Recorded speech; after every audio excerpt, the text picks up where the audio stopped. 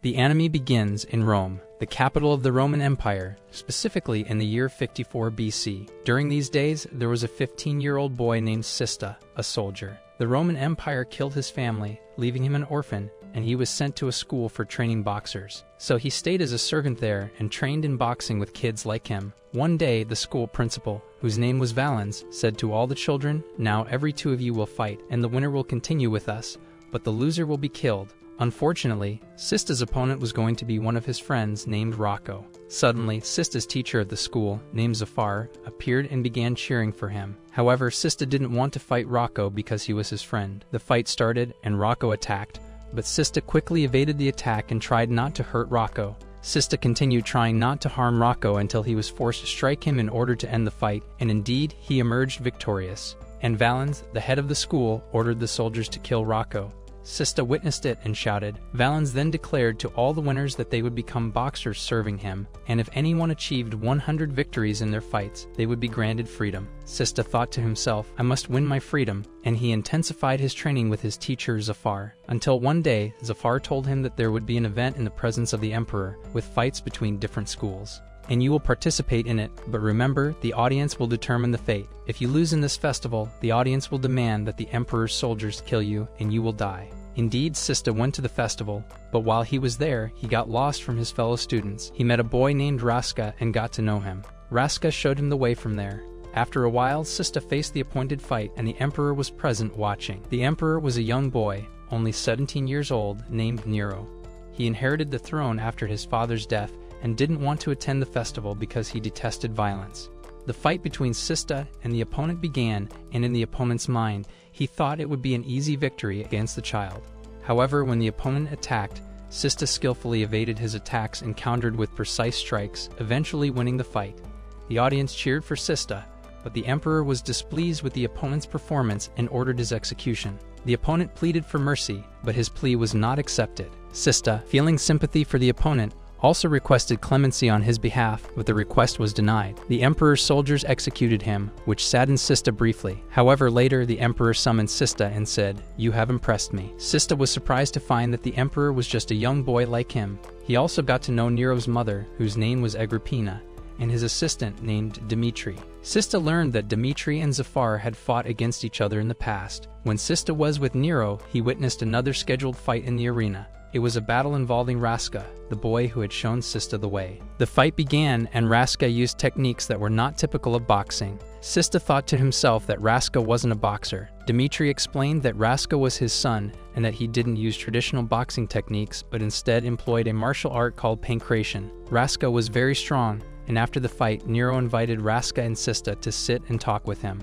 However, when Agrippina saw them sitting together, she insisted that they should fight each other. Nero refused, but Agrippina insisted, and Dmitri and Zafar began fighting. Sista attacked despite being injured, but Raska successfully defended himself against all of Sista's attacks and eventually won the fight. Agrippina was angered by Nero's refusal to order their deaths, so she left, and Nero followed her. The fight ended, and Dmitri was upset with Raska for not fighting at his full strength. Sista and Zafar left the scene. Days later, the school where Sista studied under Valens burned down, and Sista decided to leave Rome and go to another city called Pompeii. This decision was influenced by a man named Fabers, whom Sista and Zafar had come across, along with his group of friends.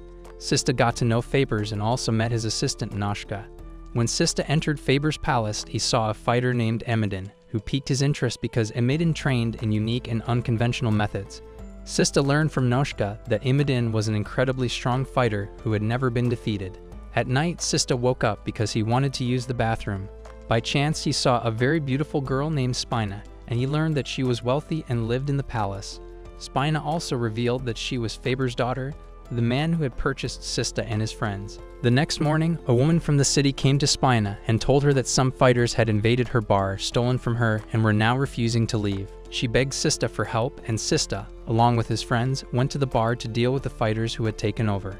Sista and his friends fought against the intruders until a giant fighter attacked Sista.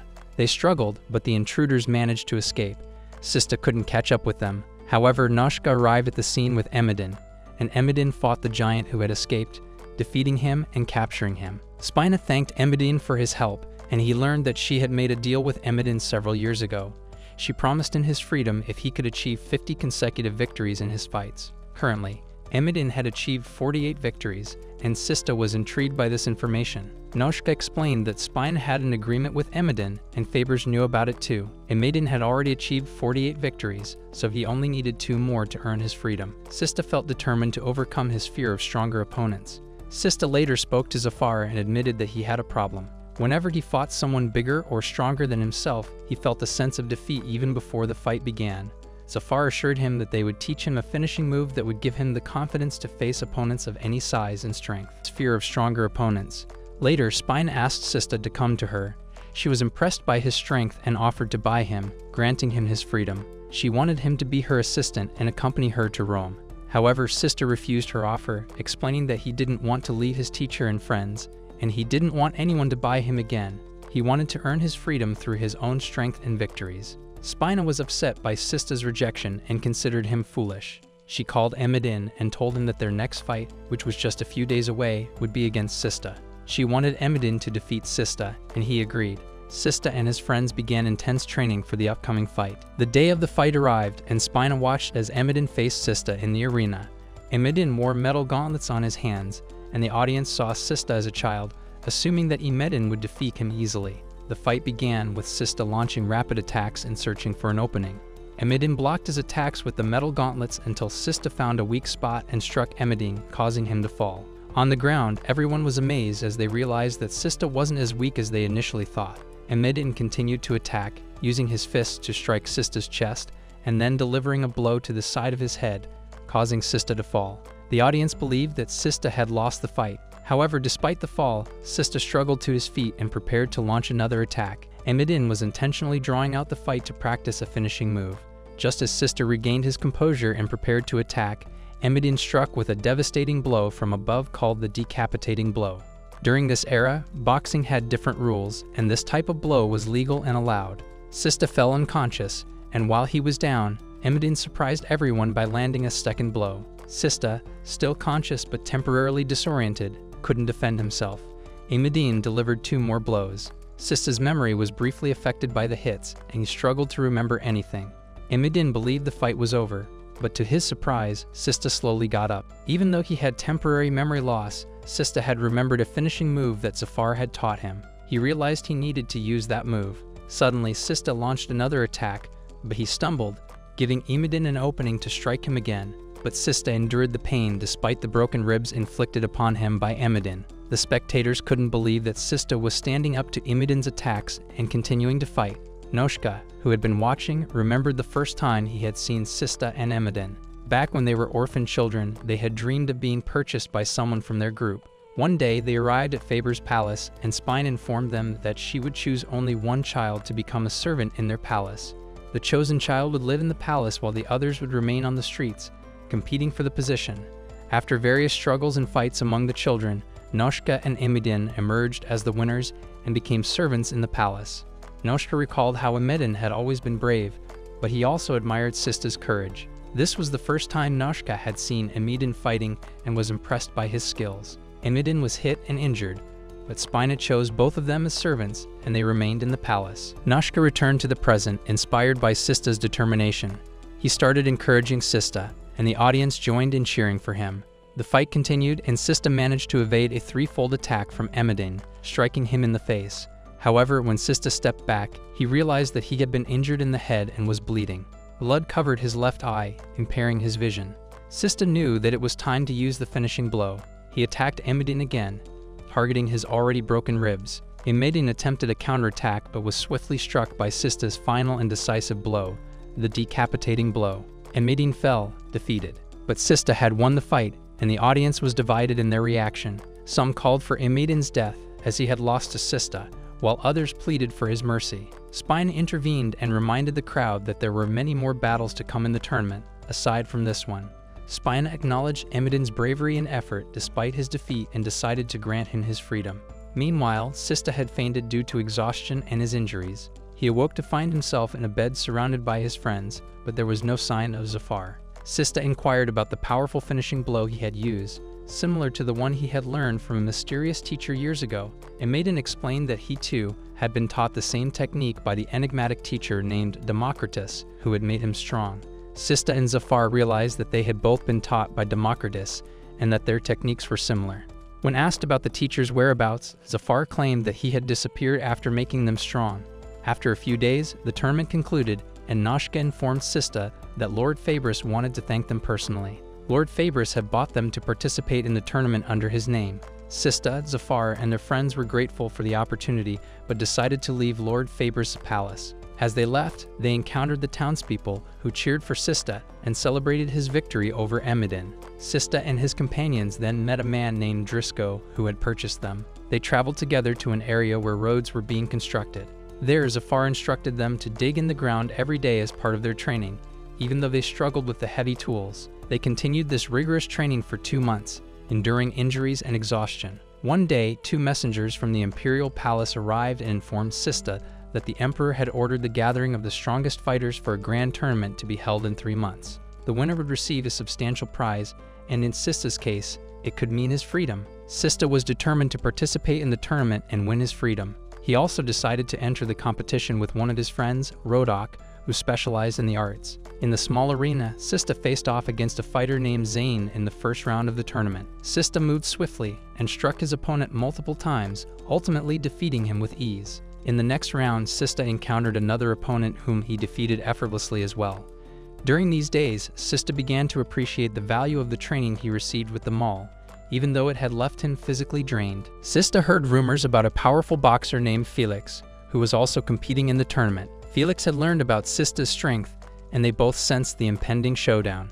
Sista was determined to face Felix and was ready to prove his newfound strength. As the third round of the tournament approached, Sista's nerves were on edge. He began to understand the importance of training with a pickaxe, just as Zafar told him. Sista fought his third opponent, and towards the end of the battle, he delivered a rapid blow that rendered his opponent unconscious. Sista realized that his training had made him stronger. With just 4 fighters remaining in the semifinals, including Sista and Felix, the tension rose. Felix approached Sista and proposed that if they both won their next matches, they should face each other in the tournament's final. Sista agreed, and Felix departed. The next day, Sista prepared for his semifinal match, winning it with ease. Meanwhile, Felix watched the match, analyzing Sista's fighting style and strength. He learned that Zafar was Sista's trainer and that Zafar had been a formidable fighter in the past, only to retire after sustaining a knee injury. Felix was determined to defeat Sista to avenge his own past losses and prove that he was stronger. Sista, on the other hand, dreamed of victory and freedom. The day of the final match between Sista and Felix arrived, and both fighters entered the arena, ready to face each other. The battle began, and both fighters were cautious. Sista made a quick attack,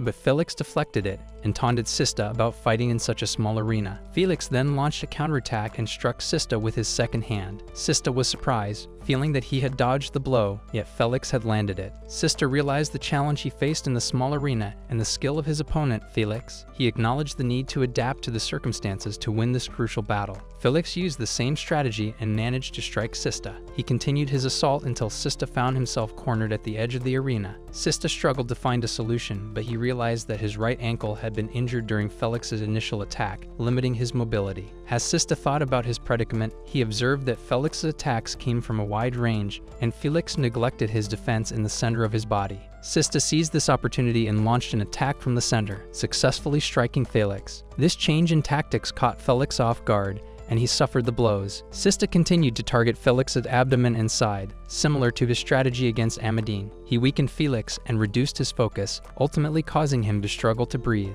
With Felix's defenses lowered, Sista struck him multiple times in the face with his hands. Finally, he delivered a decisive blow to Felix's side, rendering him unconscious. Sista emerged victorious, securing his place in the tournament's finals. However, he was exhausted from the intense battle. The following day, Felix approached Sista and urged him to give his best in the tournament's finals, warning him not to lose. After Felix left, Zafar joined Sista and his friends on a boat trip to the island of Thakilia, where the tournament's finals were scheduled to take place. During the journey, Zafar revealed that he had enhanced their training by modifying the maul's striking end, making it more challenging to wield. One of Sista's friends questioned the purpose of such intense training, to which Zafar responded by crushing an apple effortlessly in his hand, demonstrating the strength they had gained. Upon reaching Thakilia, Sista encountered many other tournament participants, including Ruska, who had grown since their last meeting and appeared to be under Emperor Nero's influence. Ruska advised Sista to withdraw from the tournament, warning him of its brutality. However, Sista was determined to continue. The following day, all the fighters gathered at the arena, where Emperor Nero made an announcement. The tournament's opening marks the conclusion of the first season of the AniPasta,